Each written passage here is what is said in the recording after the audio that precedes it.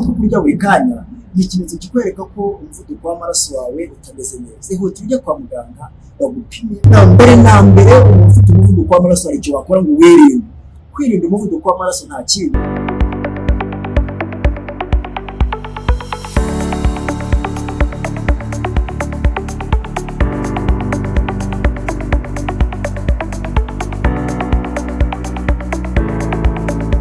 Twongeye kubasuhuza bakunzi b'umuyoboro wacu tugezaho ubuzima Kigali Health and Fitness. Ni umuyoboro mwiza, niyo ntego yacu yo kubagezaho ubuzima umunsi ku munsi. Turiho kubera ubuzima, nta kindi gishoro dufite ku isi ni ubuzima. Tubyuka mu gitondo dushaka ubuzima, tugenda nijoro dushaka ubuzima. Niyo mpamvu rero hari byinshi bituma ubuzima butagenda neza. Hari niba dufite umubiri turanarwara, niba turiho turanarwara, ariko niba turwaye tugomba no gukira. Niba utarwaye rero utameze neza, uri mu bitaro, uri mu rugo, uyu munsi urarwaye ariko ejo uzamera neza. Ubuzima niko bumeze, umunsi utameze neza ejo ukamera neza, ariko Imana itanga ubuzima, Imana nyir'umugenga w'ubuzima ikurebe neza kandi ikugirire neza, iguhe ubuzima bwiza n'amagara mazima. Turabashimira ababanye natwe mu biganiro byatambutse, abakoze subscribe, abakoze share na like. Nawe utarayikora urarikiye kuyikora. Sibyo gusa kandi niba wabonye iki kiganiro kiri kuri Kigali Health and Fitness, kora subscribe na sharing. Bidutera courage, bidutera imbaraga kubona turi kumwe mu kiganiro kigiye gitandukanye. Uyu munsi rero twabategura ikiganiro kigiye kuvuga ku ndwara y'umuvuduko w'amaraso. Abantu benshi bagiye babinsaba ngo muganga uzatuganire ku ndwara y'umuvuduko w'amaraso. Umuvuduko w'amaraso ni iki? Ifata ite?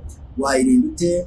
Ariko noneho nibyo tugiye kureba muri iki kiganiro cyacu. Si ibyo gusa, noneho turareba uburyo ki watesta, uburyo ki wayipima, ipima ute, ibiriya bipimo bagiye turikubita gute. Mu gihe hari abantu benshi baba bafite blood pressure machine mu rugo, iriya mashini ipima umuvuduko w'amaraso, ni byiza rero kumenya ikoresha ute, iriya mibare bayisoma gute, biragufasha ukamera neza. Umuvuduko w'amaraso ni iki?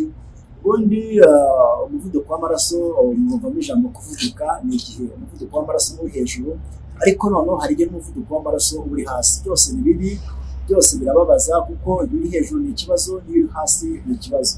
Akenshi umuvuduko w'amaraso uza mu ndwara zitandura. Hari indwara zandura n'izitandura, ariko noneho umuvuduko w'amaraso ni mu ndwara zitandura. Ni ukuvuga ngo ntabwo yanduza mugenzi wawe, sinayanduza inshuti, sinagukora ngo uyandure, kuko ni mu ndwara zitandura.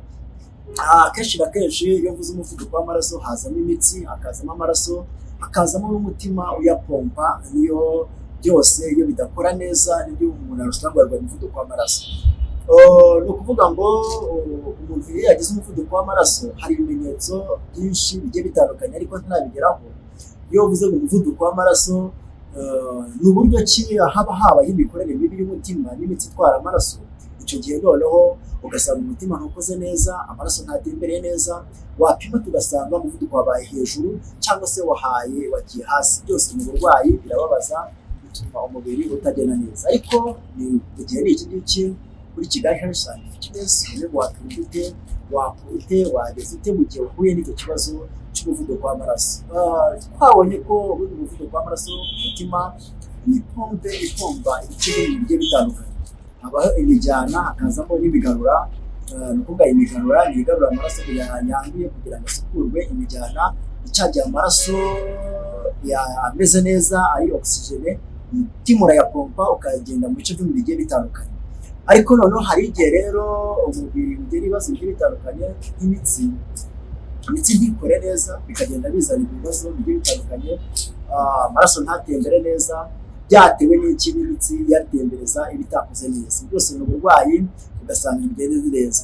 Mu gihe rero umubiri hari igihe ugenda ugakora ariko utazi gufite icyo kibazo, hari ibimenyetso simusiga bikwereka ko umuvuduko w'amaraso wawe udakora neza, imitsi yawe idakora neza iyajyana, ugasanga bigiye bigira ikibazo.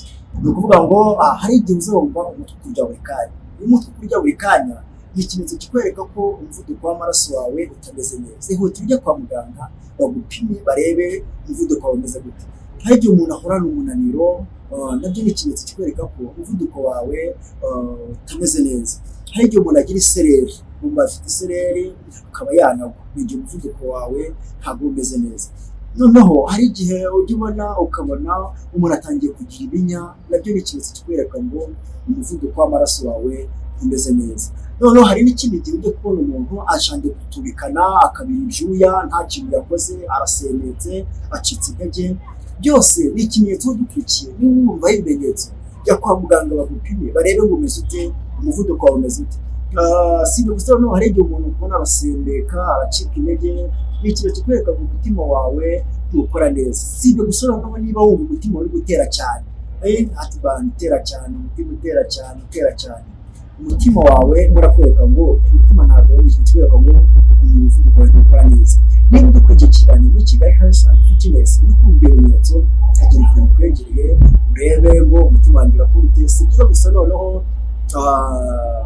iyo ufite iriya mashini ipima nawe wajya ubyirebera. Ni ukuvuga ngo birafasha cyane umutima w'amaraso ukamera neza. Iki tugiye kurebera hamwe muri rusange iki cyatuma umuntu yarwara umuvuduko w'amaraso. Dukurikiye ni iki ngiki, ubanza ubyumve, wumva ikintu cyatuma umuvuduko wawe w'amaraso utakora neza. Mbere na mbere turagendera mu by'imirire. Kenshi na kenshi ikintu cyatuma umuvuduko w'amaraso utakora neza ni ikintu cyabogama kikabuza amaraso gutembera neza. Harimo iby'imirire, cyane cyane ibinure byabaye byinshi. Hari igihe turya ibiryo birimo amaproteine menshi, bifite amavuta menshi, bikagenda bigafunga iriya mitsi. Iyo byafunze iriya mitsi bituma amaraso atatembera neza. Urugero ngiye kuguha, urabona ino robine yo mu rugo, urabona ukuntu amazi aba atembera, ariko uzafate ufunge nko ku munwa, amazi nabona kenshi anyuraho gato, wabonye ukuntu amazi yirasa, ariko iyo wakuyeho ikiganza amaraso amazi atembera neza. N'umutima n'ubwo n'imitsi n'uko nguko. Iyo ufashe imitsi iziba, sayizi y'inzira zanyuragamo iragabanuka. Ni ukuvuga ngo iyo yagabanutse amaraso yirasa mu mitsi, ni ikimenyetso gituma tukabona ngo umuvuduko w'amaraso uri hejuru. Ni ukuvuga ngo umuvuduko w'amaraso hejuru twabonye ikiwutera, cyane cyane nicyo cyatuma umuvuduko w'amaraso twabonye mu by'imirire. Ibyo ni icya mbere. Hazamo za cholesterol, bya binure byinshi byafunze imitsi bigatuma amaraso atatembera neza, bitera ibibazo, birabogamye. Akenshi na kenshi babana bafite ibiro byinshi, bituma umutima udakora neza, imitsi ikaziba, ntibigende neza. Ari naho twadivayisinga abantu kujya bakora siporo, kuko ni ukuvuga ngo bizibura ya mitsi, kwirinda ibintu by'amakoro, kwirinda ibintu bituma imitsi ifunga. Si ibyo gusa, noneho tubonye igitera umuvuduko w'amaraso. Ikintu cya mbere, noneho kenshi na kenshi ariko umuvuduko w'amaraso ugenda uhinduka bitewe n'imyaka. Uko imyaka igenda yisunika, umuvuduko w'amaraso ugenda wiyongera, ariko noneho hari renje umuvuduko w'amaraso ugomba kubaho. Ni ukuvuga ngo ni gute wamenya ngo umuvuduko w'amaraso wanjye uhagaze ute? Ikintu cya mbere, iriya mibare tujya tubona kuri ya mashini ya systole hakaza na diastole, turabireba mu kiganiro, reba ukuntu bapima, ukuntu bayikoresha. Si ibyo gusa, noneho tubonye igitera umuvuduko w'amaraso. Twabonye harimo abantu bakora cyane, byatuma umuvuduko w'amaraso, abantu bagira stress, byatuma umuvuduko w'amaraso, abantu batabona umwanya wo kuruhuka, byatuma umuvuduko w'amaraso, abantu bafite ibinure byinshi, byatuma umuvuduko w'amaraso, abantu bafite umubyibuho ukabije, byatuma umuvuduko w'amaraso, abantu bafite imitsi yasibye, byatuma umuvuduko w'amaraso, abantu batabona umwanya wo kuruhuka, byatuma umuvuduko w'amaraso, bakora byatuma umuvuduko w'amaraso. Ariko igihe ni iki ngiki, noneho niba umenya ibyo bimenyetso, umenya ikibitera, wakirinda. Noneho wakirinda umuvuduko w'amaraso. Nicyo tugiye kurebera aha ngaha. Umuvuduko w'amaraso urawirinda. Niyo mpamvu umujyi wa Kigali udushyira umwanya wa siporo ka free day. Ni ukwiye ngo dukore siporo, baduha n'umwanya wo gupima diyabete, baduha umwanya wo gupima umuvuduko w'amaraso. Ni ukwiye umuvuduko w'amaraso ukora umeze neza. Mbere na mbere, umuntu ufite umuvuduko w'amaraso hari icyo wakora ngo wirinde. Kwirinda umuvuduko w'amaraso nta kintu, ni indwara ituma ikwataka abantu benshi batabizi. Birafata abantu batabizi, ariko iyo wipimisha ukabimenya neza, umenya ko wakwirinda. Niba waripimishije ukabona umuvuduko uri hejuru, hari ibintu ugomba kwirinda. Ikintu cya mbere uba ugomba kwirinda, gabanya ibintu by'amarokoro. Ibintu by'amarokoro ukabigabanya, kuko bigenda bituma umutima utakora neza, amaraso atatembera neza. Kwirinda ibintu by'amatabi. Umuntu ufite umuvuduko w'amaraso agomba kwirinda ibintu by'amatabi. Si ibyo gusa, noneho niba ufite umuvuduko w'amaraso ugomba kwirinda umunyu. Uriya munyu ntabwo ari mwiza ku muntu ufite umuvuduko w'amaraso. Niba ufite umuntu umuvuduko w'amaraso, ugomba kwirinda ibintu by'amakafeyine. Biriya bintu by'amakafeyine ugomba kubyirinda. Niba ufite umuvuduko w'amaraso, ugomba kwirinda iby'amavuta, bigenda bibangamira imikorere y'umubiri igenda neza. sibyo gusa noneho ibyo ni ukwirinda. Noneho wakora iki noneho sasa mu muvuduko wo hejuru? Na mbere kora siporo, uruhuke, noneho hari n'amakine udukoreza massage mu gihe wagize ibinya bizagenda neza. Umuvuduko w'amaraso tuzawurinda, tuzawurwanya, tuzamera neza, kandi nibona warawurwaye nta kindi respecting imiti muganga guha, wirinde ibyo tukubuza, ukuri ibyo tukwereka, uzamera neza. So murakoze mwe mwari mudukurikiye mu kiganiro cyacu kigiro ku murongo wa YouTube Kigali Health and Fitness.